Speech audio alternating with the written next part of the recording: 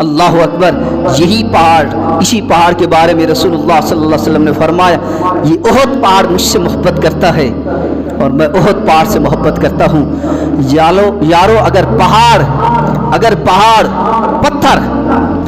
پتھر ہے نا، اگر پتھر حضور سے محبت کرے تو حضور اس بات کی گواہی دیتے ہوئے کہیں کہ یہ پہاڑ مجھ سے محبت کرتا ہے، میں اس سے محبت کرتا ہوں.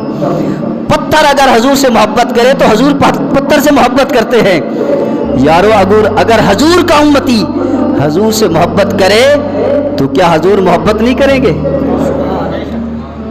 جب حضور کا امتی حضور سے محبت کرے گا، لبیک یا رسول اللہ کہے گا، الصلاۃ والسلام علیک یا رسول اللہ کہے گا، فدا کا امی وابی کہے گا، تو پھر حضور بھی کہیں گے یہ میرا امتی ہے، پیارا ہے، راستہ دے دو، اسے آنے دو.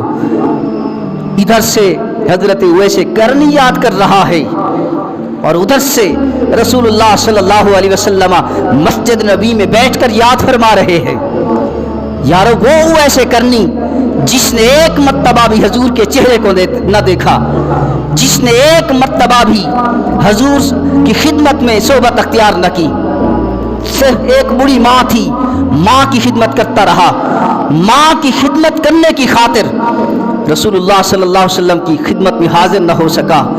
صرف حضور کے دیدار نہ ہونے کی وجہ سے حضرت اویس کرنی صحابی نہیں ہے، لیکن تابعین، اول التابعین میں سے تابعین کے سردار ہیں.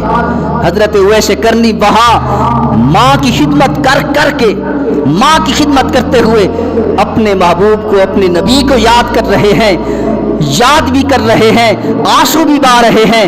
اور ادھر سے رسول اللہ صلی اللہ علیہ وسلم مسجد نبی میں بیٹھ کر اویس کرنی کو یاد کر رہے ہیں. جب ادھر سے حضرت اویس کرنی یاد کرتا ہے تو ادھر سے رسول اللہ مسجد نبی میں بیٹھ کر صحابہ کرام سے فرماتے ہیں، صحابہ مجھے یمن سے خوشبو آ رہی ہے، مجھے یمن سے محبت کی خوشبو آ رہی ہے، مجھے یمن سے محبت کی خوشبو آ رہی ہے. اپنے دلوں کے اندر رسول اللہ صلی اللہ علیہ وسلم کی ایسی محبت پیدا کر کے دیکھ. یارو ہم حضور کے امتی ہیں. حضرت اویس کرنی جس نے حضور کا ایک مرتبہ بھی دیدار نہ کیا، اگر وہ وہاں پر یاد کرے تو اس کی یاد رسول اللہ تک پہنچے اور رسول اللہ اسے یاد کرے. تو تم اسی مسجد میں بیٹھ کر ایسے یاد کرو، تم یہاں پر یاد کرو، رسول اللہ مدینے سنے، رسول اللہ مدینے سنے.